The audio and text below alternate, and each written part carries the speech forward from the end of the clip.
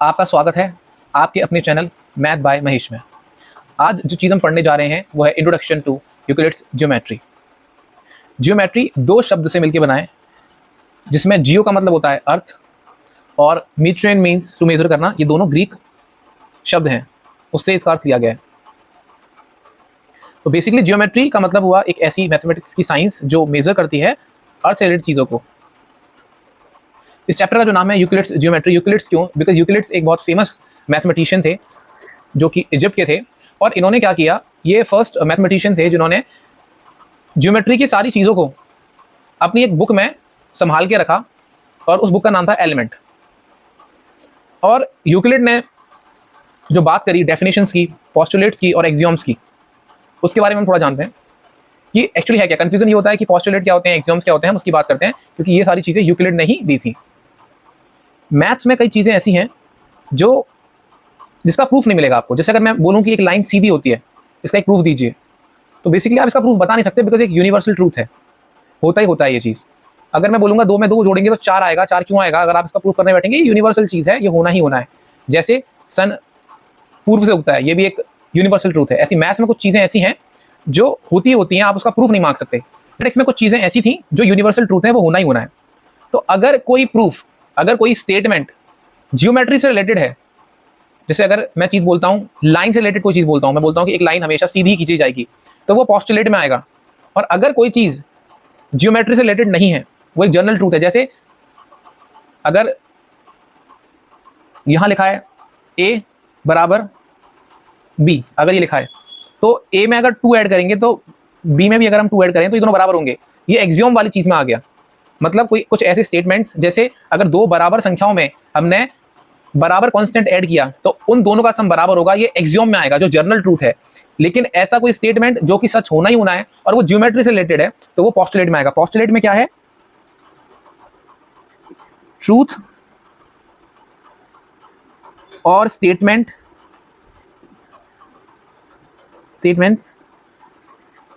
Related to geometry. Axiom में क्या होगा? Truth, statement not related to geometry.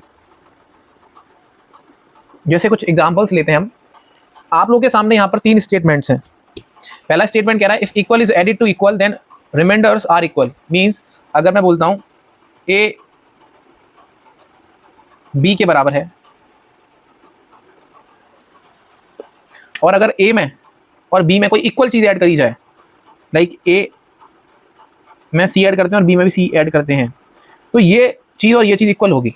जो बचा हुआ पार्ट है, रिमाइंडर है, वो आपका इक्वल होगा। ये एक्चुअल में एक एक्सियोम है, क्योंकि ये बात तो सही है, ये हमेशा सच बात है कि अगर 2 इक्वल चीजों में हम कोई इक्वल चीज ऐड करेंगे तो वो इक्वल होगी। तो ये एक्सियोम हो गया, क्योंकि ये ज्योमेट्री से रिलेटेड नहीं है।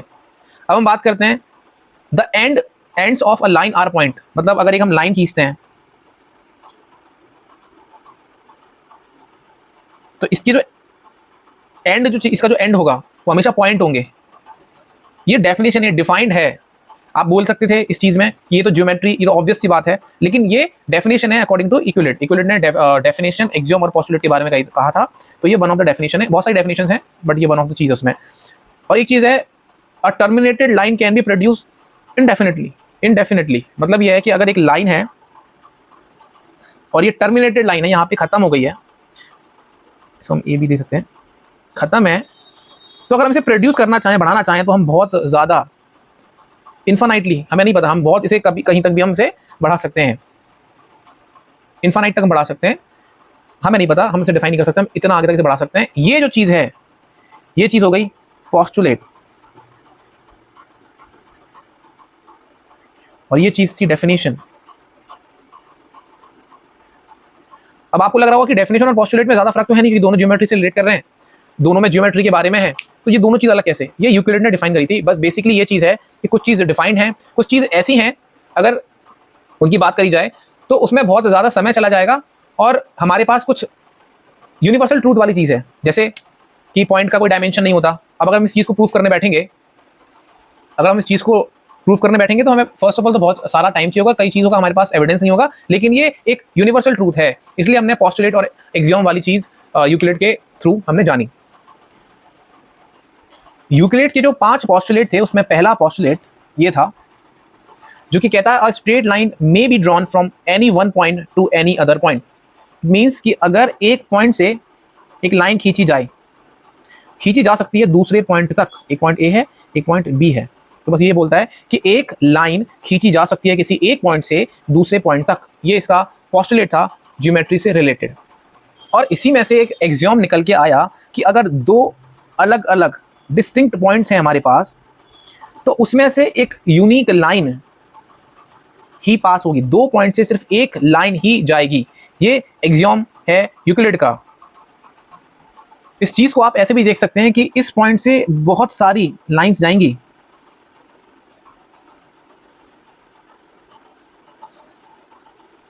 लेकिन सिर्फ एक ही लाइन ऐसी होगी जो पॉइंट ए और बी से पास हो रही है।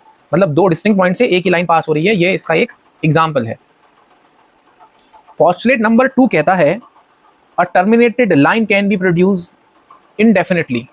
ये एक टर्मिनेटेड लाइन है, मतलब इस लाइन को फिनिश कर दिया गया, यहीं पर बोल दिया गया इसके end points A and B है, इसको बढ़ाया जा सकता है जहां तक आप बढ़ाना चाहते हैं, दोनों तरफ से। पोस्टुलेट 2 ये चीज कहता है, क्योंकि लाइन का कोई एंड नहीं है इसलिए। पोस्टुलेट 3 कहता है कि एक सर्कल बनाया जा सकता है किसी भी पर्टिकुलर सेंटर को मान के। मान लीजिए मैंने सेंटर यहाँ ले लिया, यहाँ ले लिया और यहाँ ले लिया। मैंने एक की रेडियस, हम सपोज कर रहे हैं ये 3 सेंटीमीटर है, ये मान लीजिए 1 ही सेंटीमीटर है, और ये मान लीजिए 4 सेंटीमीटर है। तो अगर मैं इसको एक सर्कल बनाता हूँ तो मुझे कह रहा है सिर्फ दो ही चीज़ चाहिए, एक पर्टिकुलर सेंटर जो कि इसको O मान लिया, और ये एक रेडियस है जिसको हमने मान लिया R1। ऐसे ही इस वाले केस में ये रेडियस R2 मान लीजिए, सेंटर ये A था। अगर इसको हम मूव करते हैं इस सेंस में तो एक सर्कल बनाया जा सकता है। सिर्फ आपको दो चीज़ चाहिए, एक सेंटर और कोई भी रेडियस। इस वाले केस में इसको हम रेडियस एक एक्चुअली लेंथ ही होती है, R3 मान लें, और सेंटर अगर इसे हम B मान लें, और इसको कंपास के थ्रू अगर मूव कराएं तो ये जो चीज़ बनेगी ये एक सर्कल होगा। तो सर्कल के लिए बेसिकली दो चीज़ चाहिए, एक रेडियस और एक चाहिए सेंटर, बस। और वो रेडियस किसी भी माप की हो सकती है और सेंटर कहीं भी हो सकता है, तो उससे एक सर्कल ड्रॉ किया जा सकता है। जो पोस्टुलेट नंबर 4 है वो कहता है कि all right angles are equal to one another. अगर चाहे वो ऐसे बना हो, चाहे वो ऐसे बना हो, चाहे वो ऐसे बना हो, किसी भी डायरेक्शन कैसा भी। अभी आप लोगों को लग रहा होगा कि ये तो अपनी कितनी बेसिक चीज़ है कि सारे राइट एंगल एक दूसरे के इक्वल होते हैं, या सर्कल बनाने के लिए एक रेडियस चाहिए और एक सेंटर चाहिए, और वो कहीं भी हो सकता है। लेकिन आप बात समझिए, आज से 300 BC पूर्व, मतलब जब ईसा मसीह पैदा हुए थे उससे 300 साल पहले लोगों को जब चीज़ें नहीं पता थी, जब उन लोगों को कुछ भी नहीं पता था, जब सारी चीज़ स्टार्टिंग से स्टार्ट हो रही थी, तो उनके लिए तो ये बहुत फैसिनेटिंग वाली चीज़ होगी। ये अपने आप में क्यों होगी। जैसे आजकल की अगर हम बात करें, आपको जो चीज़ लगती है कि हाँ ये चीज़ नई आई है, जब हम बात करते हैं AI के बारे में, जब हम बात करते हैं रोबोटिक्स के बारे में, तब उनके लिए ये नई चीज़ होगी, बहुत फैसिनेटिंग चीज़ होगी, क्योंकि उन्होंने यहाँ से बेसिक्स से सारी चीज़ें स्टार्ट करी। और थैंक्स टू इन सारी चीज़ों के कि आज हम मॉडर्न सोसाइटी में रह रहे हैं, कहीं ना कहीं ये चीज़ें यूज़ हो रही हैं और हमें बहुत सारी चीज़ें दे रहे हैं, उसके हमें फ्रूटफुल रिजल्ट मिल रहे हैं। इसका जो अगला point, that is last postulate but not the least. अगर दो स्ट्रेट लाइन है, ये एक स्ट्रेट लाइन है AB और ये एक स्ट्रेट लाइन है CD, और इस पे एक इन दोनों को काटती हुई एक स्ट्रेट लाइन जा रही है जो कि है EF।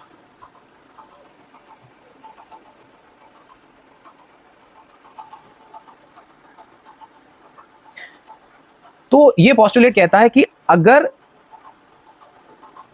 इंटीरियर एंगल का सम लें, साइड के एक तरफ के इंटीरियर एंगल, अगर साइड की बात करें तो एक तरफ का ये हो गया, इसे मान लीजिए 1 और इसे मान लीजिए 2, हमने नाम दे दिया, ये 1 एंगल है, ये 2 एंगल है, इसको नाम दीजिए 3 और इसको 4। तो ये कहता है अगर एंगल 1 प्लस एंगल 2 या एंगल 3 प्लस एंगल 4, अगर इसका आप सम करेंगे, ये उस टाइम की बात हो रही है ईसा मसीह के 300 साल के जन्म से 300 साल पहले की।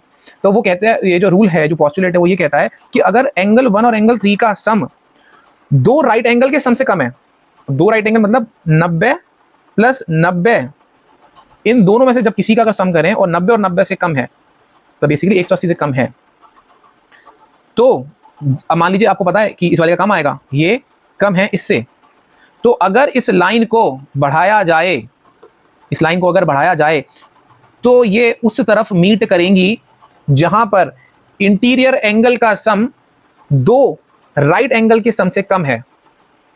ये पोस्टुलेट कितना शानदार पोस्टुलेट है देखा जाए उस टाइम के अकॉर्डिंग। मतलब क्या कह रहा है, ये कह रहा है कि अगर दो स्ट्रेट लाइन है, उस पर एक तीसरी लाइन गिर रही है और इंटीरियर एंगल साइड के एक तरफ का, देखिए साइड के एक तरफ तो एक एंगल 1, एक एंगल 2, इधर एक एंगल 3, एंगल 4, तो कहता है अगर 1 और 2 का सम किया जाए और 3 और 4 का सम किया जाए, अगर इन दोनों में से पेयर में से किसी का भी सम, चाहे वो एंगल 1 और एंगल 2 हो, चाहे एंगल 3 और एंगल 4 हो, इनमें से किसी का भी सम अगर दो राइट एंगल से कम आया, तो अगर लाइन को इनडेफिनेटली बढ़ाया जाए तो जिस तरफ का एंगल का सम दो राइट एंगल के सम से कम है, उस साइड वो लाइन बढ़ाने पर मीट करेंगी किसी ना किसी पॉइंट पे। ये इसके इनके जो है 5 पोस्टुलेट थे। हम अगर बात करें थ्योरम्स और प्रपोजिशन की, तो यूक्लिड ने जो एक्सियम्स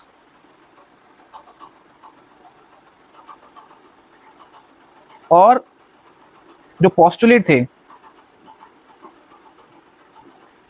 क्योंकि ये यूनिवर्सल ट्रूथ थे मैथमेटिकल चीजों में, इनसे जिन चीजों को प्रूफ किया वो बनी थ्योरम। कुछ चीजें ऐसी थी जो प्रूफ करनी होती थी, तो किसकी हेल्प ली? एक्सियम्स और पोस्टुलेट। एक्सियम और पोस्टुलेट की हेल्प से थ्योरम्स हमारी मैथमेटिकल एग्जिस्टेंस में आई और थ्योरम्स को प्रपोजिशंस भी बोला जाता है।